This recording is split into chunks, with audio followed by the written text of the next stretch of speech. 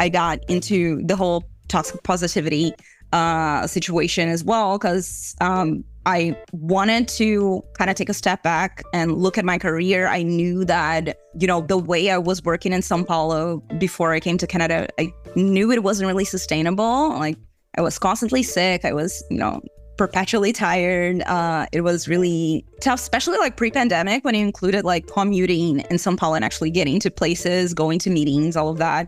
I feel like that wasn't really sustainable. And I took the MBA as like a couple of years out to really look at things from a different perspective.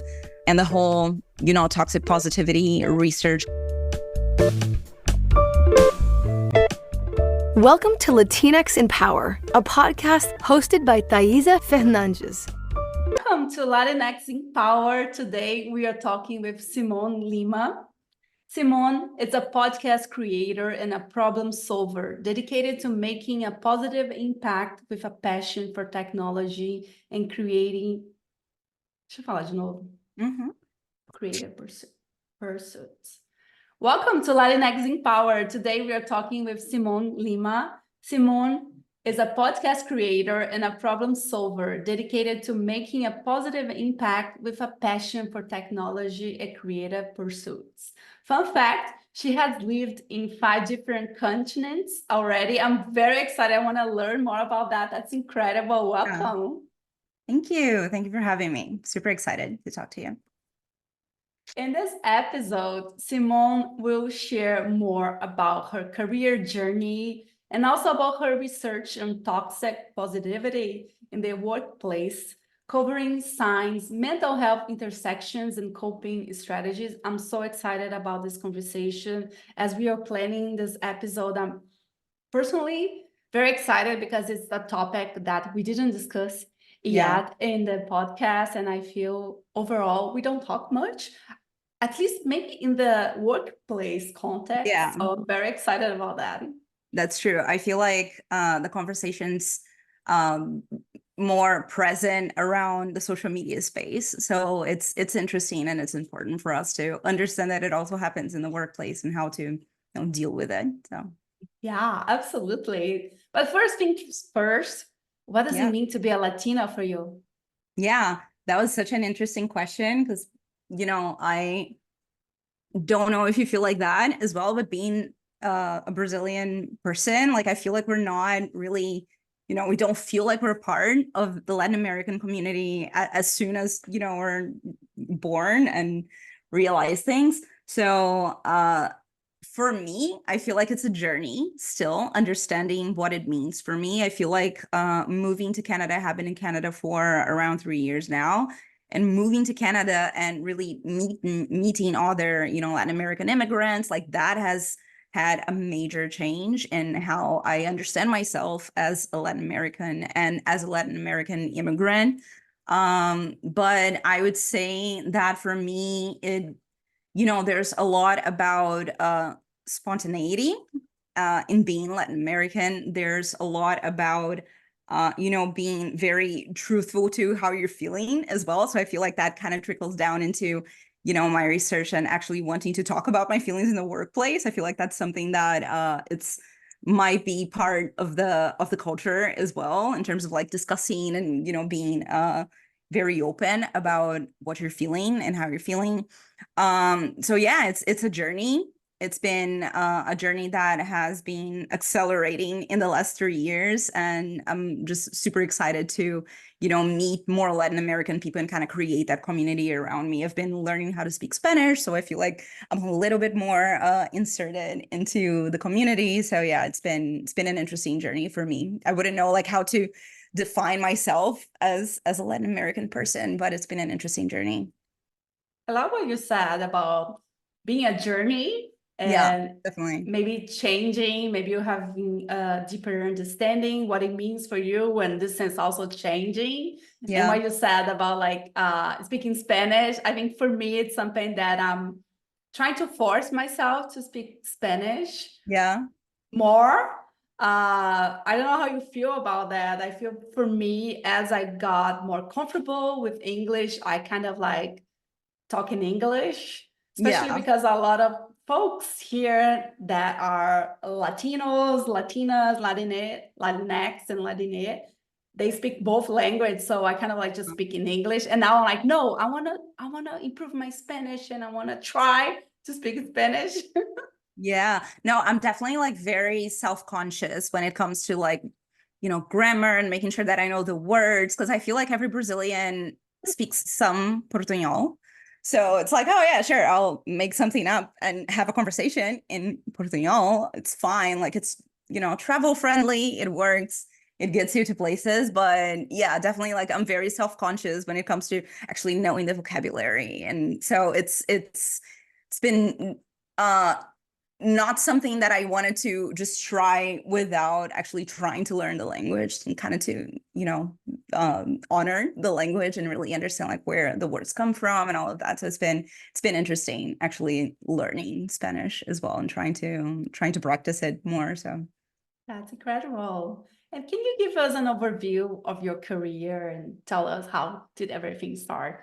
yeah, so I feel like my career is very non-linear. I started undergrad studying journalism, and then I was like, no, I kind of decided to change. I ended up graduating in international relations in Brazil, in Brasilia, and I really wanted, the social impact and kind of positive impact is something that has always been in my mind.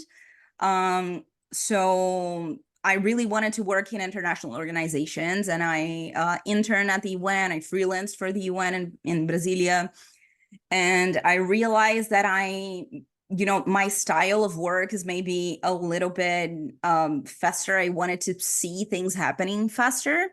So that's kind of how I ended up, in the for-profit space and eventually in startups. I feel like the startup space, and especially, what I'm doing now. So I was in operations for a little while, was in HR for a little while, and then coming into, product management and just product development in general, like working with designers, working with developers. I feel like the way that I enjoy working, it's very covered by, agile methodologies, and it really fits the way I enjoy to do things in terms of, ideating, getting things in the hands of customers, getting feedback. So that was kind of the journey. I went from, international relations, international organizations into startups.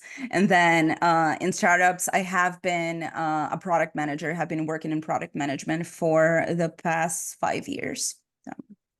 And there Incredible. was an MBA in the middle of that. So I feel like that's how I got into the whole toxic positivity situation as well, because I wanted to kind of take a step back and look at my career. I knew that, the way I was working in São Paulo before I came to Canada, I knew it wasn't really sustainable. Like I was constantly sick. I was, perpetually tired. It was really tough, especially like pre-pandemic when you included like commuting in São Paulo and actually getting to places, going to meetings, all of that. I feel like that wasn't really sustainable, and I took the MBA as like a couple of years out to really look at things from a different perspective. And the whole, toxic positivity research kind of came as part of one of the things that I did in the MBA with the GATE, which is the Gender and the Economics Institute, and kind of links gender and issues in the economy. So that's kind of how the whole Toxic Positivity podcast came about. I like that. I really like your overview. And can you tell us how would you define toxic positivity, especially within the context of a work environment? Yeah. So I feel like the shortest way to define it would be toxic positivity is really just a technique to suppress the emotions that, will eventually come up. We're all human beings at work. Things that we live in the workplace, people that we get in contact with, situations that we put ourselves through, they will, of course, generate emotions on us. And sometimes the workplaces that don't really have or don't want to have the resources to help the workers, to help the people in the workplace to actually deal and process and understand the feelings and the emotions that are arising from their day-to-day at work. And toxic positivity is really just a way to suppress, or to tell workers to suppress these feelings. So there are, shorter term consequences, longer term consequences. So that's just like the shorter version of what toxic positivity is. And again, I'm sure like we're all very familiar with how toxic positivity works in social media environment in terms of, we only post what's, very positive. We only show moments in which we're very happy. We don't allow ourselves to actually feel and process emotions that are not strictly good emotions, that can be challenging, that can feel bad. So yeah, it's really just, not really creating the space for workers to understand those emotions and to actually deal with those emotions. Yeah, that's so interesting. Can you share an example Yeah, with the work, like a work example? yeah, definitely. So what happens, for example, when some, you may have a situation in which project doesn't go as planned, or work colleagues are not really getting along together. And if a company is like, okay, no, you shouldn't really be thinking about that, there's no reason for you to feel anxious about that, or you're overreacting, that's not really what's going on here. The employer might feel gaslighted in terms of, okay, I'm feeling things, but someone's telling me that they're not right or they don't exist. And then really you just have to take all of that mental load outside of the work hours, and you have to deal with that on your own time. So I feel like that's one of the reasons why I mentioned that I was, super exhausted when I was working back in Brazil before my MBA, because I was having a bunch of feelings at work, feelings of, okay, some people, how do I deal with these people? Or how am I feeling that, this project that I was in charge of didn't really go as planned? Like, how do I deal with that? And I had to do that in my own time.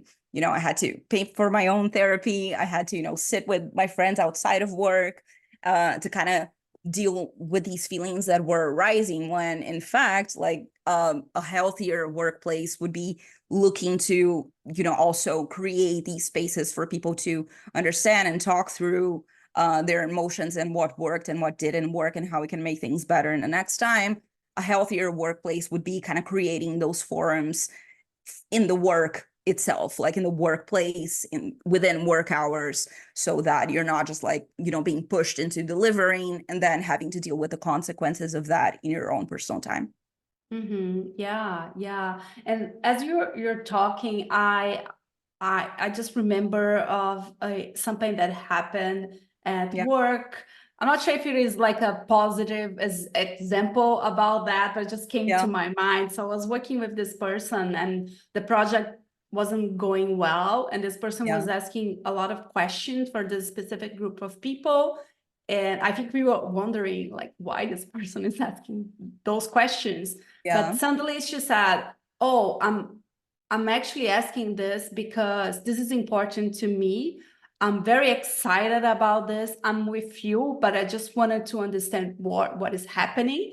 And as she said that, I was like, yes, yes, me too. Like I yeah, think everyone understood, and it was interesting how she was sharing her frustration, but her frustration was because she wanted to make this thing work. yeah, And I think as we were like listening to it, we were like thinking, what is happening? It should matter to us, like what is yeah, happening? So it was yeah. really good. It was really good. That's interesting, because you were probably going home super anxious for a couple of days until you understood like why she was asking those questions. So yeah, that's exactly what. And I feel like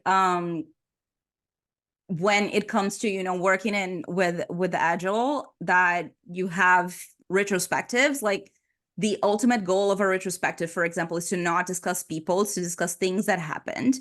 And during a retrospective, you actually get the moment to, express how you felt, say, hey, I felt very frustrated when I wanted to get that information and I couldn't, but I understand that everybody was doing the best they could with the information they had at the time. So I feel like holding these sometimes tougher conversations, but actually, confronting people and asking people like, why, how are you feeling about this? Is this because you're excited? Okay, so, I can regulate my own emotions now that I know what actually lies on your side, like what the truth is for you. So yeah, definitely that's a good example. Yeah, that's a good point. Like attaching perhaps the things that are not working well to the milestones, to the backlog, to the project, not to the person who is assigned to do that thing. Definitely. So yeah, that's a really good strategy. Yeah, I like that. Yeah. Awesome. And are there any specific signs or red flags that individuals should be aware to identify toxic positivity at work? And also about the red flag, the green flag. So Yeah. I would love to hear from you, perhaps first the red flags and then the green flags. Yeah, definitely. So I would say that it's tough to really understand red flags if you're not in the workplace. So really tough to understand like what's not, going well. I personally ask about these things in interviews, but I always take the answer kind of with a grain of salt because, it's not everybody's going to share things as thoroughly as you would enjoy, as you would like and need to kind of make informed decisions, right, about a workplace. But I would say that when you are in a workplace, things like, having a manager who's open to have conversations like that, or having team members that are open to having conversations like that, that's by far like the most important thing. I would say that if your manager or if your team is really shut down to having conversations about, how are you feeling? How are we, how is this thing going? How is this impacting you? How can I help you in a way that is a little bit more personal, a little bit more vulnerable? Like if those conversations are not happening, I feel like that's definitely a red flag. Looking at things from the outside as well. So if you're looking to go somewhere, really understanding if, does this place have, because there are situations in which the company also has skin in the game in terms of like maintaining your mental health. So do we have like unlimited PTO, for example? Like what is the situation with parental leave in this company? Like, does everybody get a parental leave? Like, how is it, so does the company actually create these mechanisms that will allow people to de-stress, to really, understand how things are going outside of work, to really process their emotions? So things like that, I would say, are very important. Those mechanisms that the company creates are very, very important. But I would also say that one thing that was important for me, apart from, looking at the companies and looking at whether they have, how's their PTO policy? Do they have ESGs? Is there, are there groups? Is there an actual, HR department that I can talk to? Like if I have to, are there, other resources that I can have at work? So that's really important. But I would say that for me, like just doing work on myself to understand what my boundaries are, that was also very important.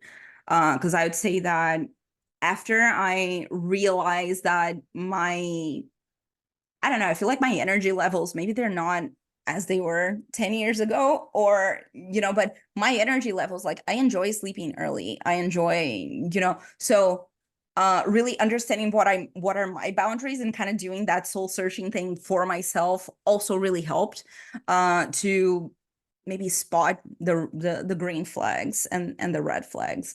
But yeah, I would say like the best green flags to look for are actually structural, the structure that's going to help you maintain your personal boundaries. So if a company doesn't have any policies for, for PTO, or doesn't have any policies for, and everything's kind of, organized in a one-by-one basis, or, it really depends on who your manager is, and managers don't really have, a way to assess workers, like that would be a really big red flag for me in terms of, I feel like that company might not be ready to give me what I would need in a job in terms of the space to process things. Yeah, that's interesting. Look for like the structure, the resources that the company will provide you, but also what you need, and also question about the structure, right? Because perhaps the company gives you unlimited PTO. That's awesome. Do people actually take time off? Yeah. Because I think those like are two different things, right? So yeah, I like that. Yeah. And I would say that, starting the conversations around your company in terms of, say, there's no employee support group in terms of, mental health, or can I create one? Can I just go ahead and create one myself? Is that something that this company will allow me to do? If not, huge red flag. There's definitely something that, that there's a power imbalance that they're willing to keep having. So if those kinds of conversations among employees and those kinds of groups are not really being allowed in the company, or so definitely. Yeah, that's interesting.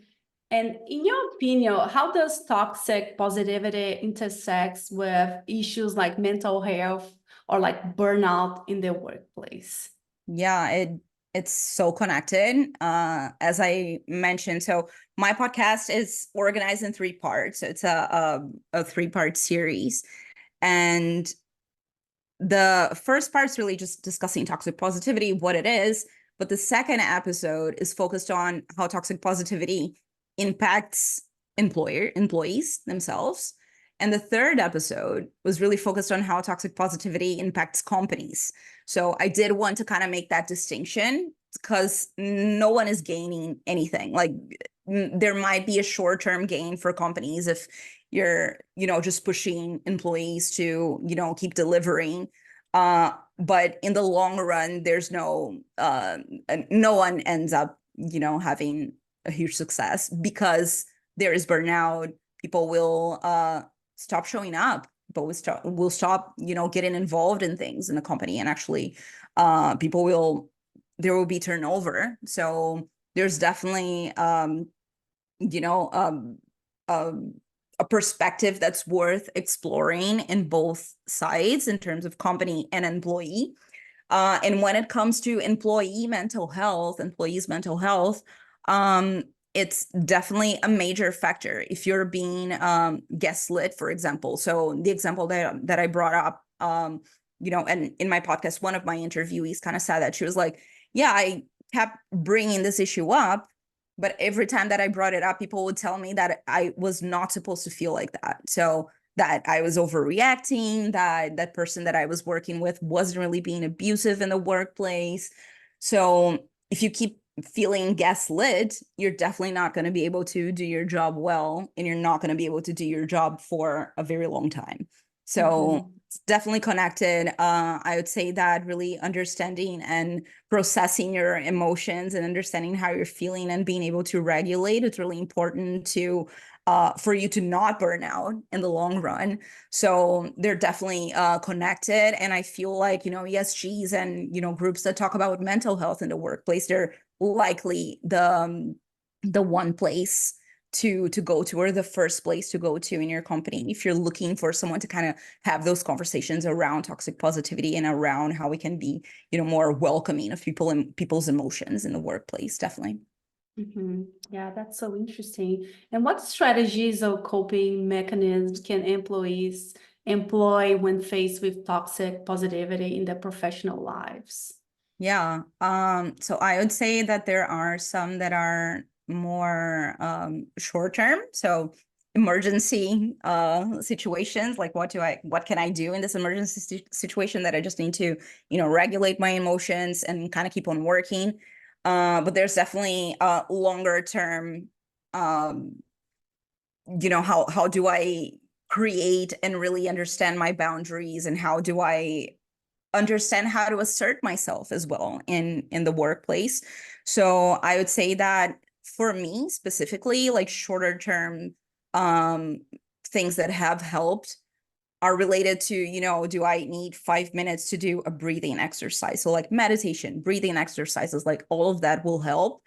But for me specifically, when it comes to longer term and really understanding, what feelings are arising, why is it that I'm feeling this way, like this challenging feeling, and really understanding how to communicate that in a way that's not really threatening. I would say that for me, something that was very important was just being more embodied, being less in my mind and being more in my body. So things like yoga, things like playing sports, things like making sure that I'm turning my computer off and then go do something else that's not like screen related for a couple of hours. Like all of those things, they help you understand where are you feeling your feelings and how you can, deal with them in a way that's maybe non-destructive, and how you can communicate them in a way that's really creating this connection with other people at work as well. But I feel like that's going to be different for, depending on who you're talking to. And I also am completely, aware that I'm in a situation like I'm a white collar worker. Like I work from home most of the time. I, work in tech. People are sometimes more open to have conversations about that. I understand that this is not, taking a 5 minute breathing break. Like that's not going to be the case for everyone, especially, if you're working in person, if you're working in maybe more operational jobs. So I feel like maybe one thing is really understanding what works for you and what works for your situation, what works for your work environment. So really, and that's why I keep bringing up, who can you talk to at work? Like who can you have those conversations with? Because that's going to look slightly different in every workplace. And yeah, for me, things like kind of taking a break to understand why did I feel that way in that meeting, like that really helps. But that's not accessible to everyone. So really understanding your boundaries in that workplace and how you can work with them in that workplace, that's definitely something that I would recommend as well. Yeah, absolutely. And I feel this conversation is so, so important. And I'm very excited we are doing this episode with you, because I feel, especially with our context and what this podcast is about, it's about folks from Latin America and the Caribbean. And Yeah. I feel like culturally, it's a huge shift in mindset where you first are going to think about what you need, what are your feelings, and what we are going to do about it. Because I feel our culture and the way we are raised, society, a lot of other things, capitalism on top of that.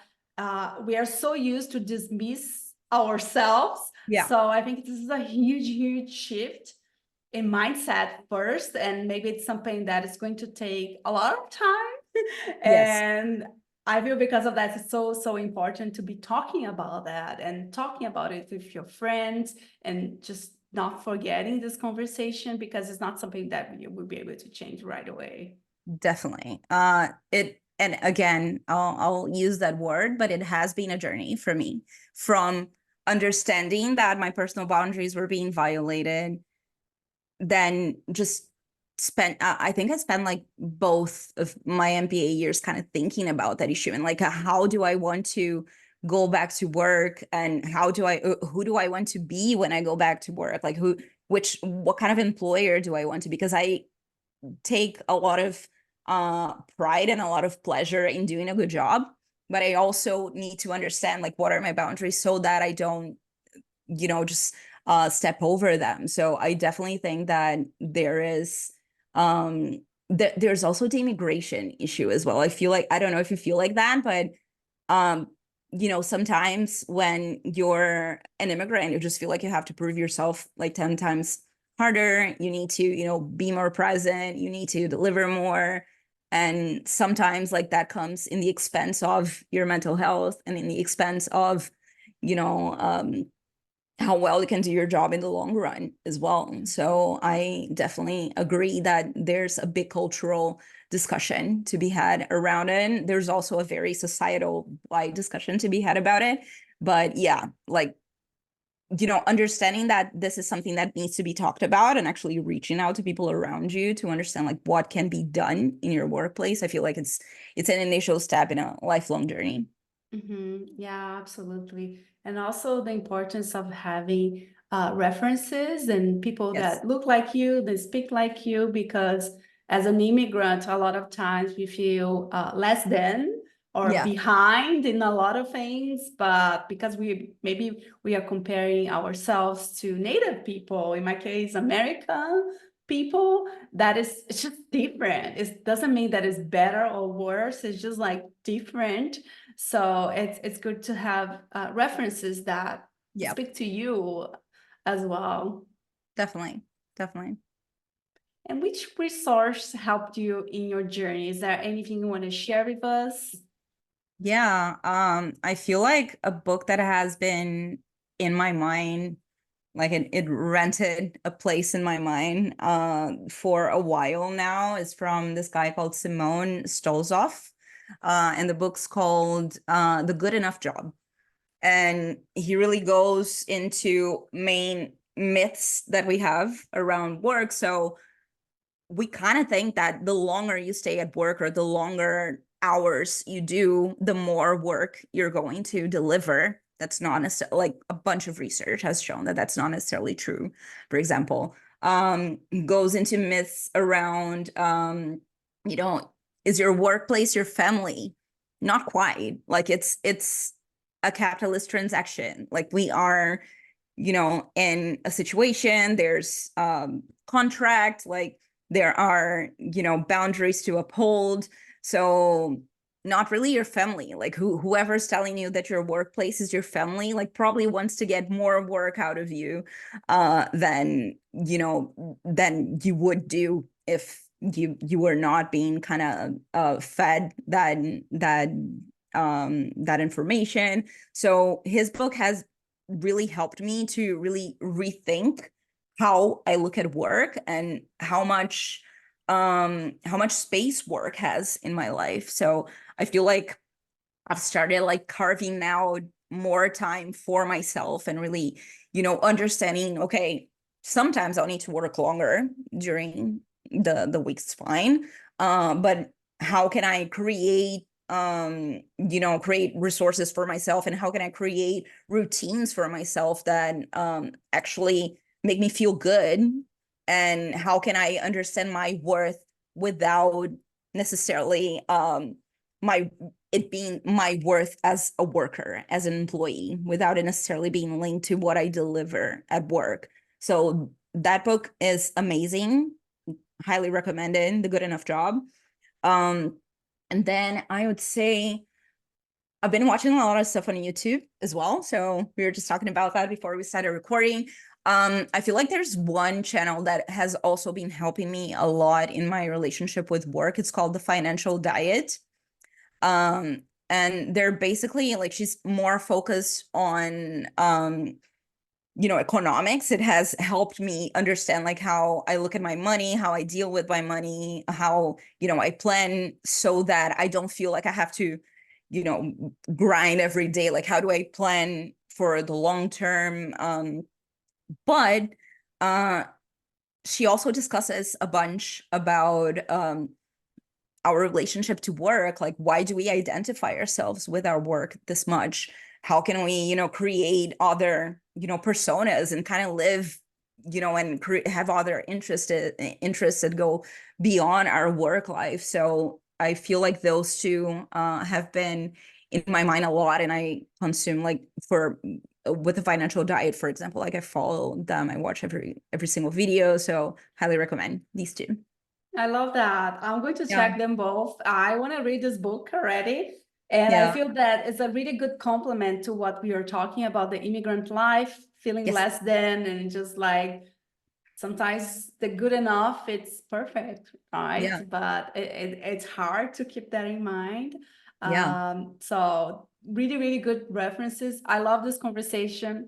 I feel we need part 2 and 3 already, Like, but I'm going to leave the last minutes for you to share yeah. anything you want to share and where people can find you. And we are going to link to the description of this episode, everything we're sharing with us. Perfect. So yeah, my limited podcast series is called Positively Exhausted: Stories of Toxic Positivity in the Workplace. You can find it anywhere you find podcasts. If you look for Positively Exhausted, it's gonna be there. And yeah, I've been, kind of, cooking something, thinking about a new podcast, but nothing out yet. But always happy to connect on LinkedIn, Simone Lima on LinkedIn. So yeah, Awesome. Thank you so much. amazing. Thank you for having me. This is lovely.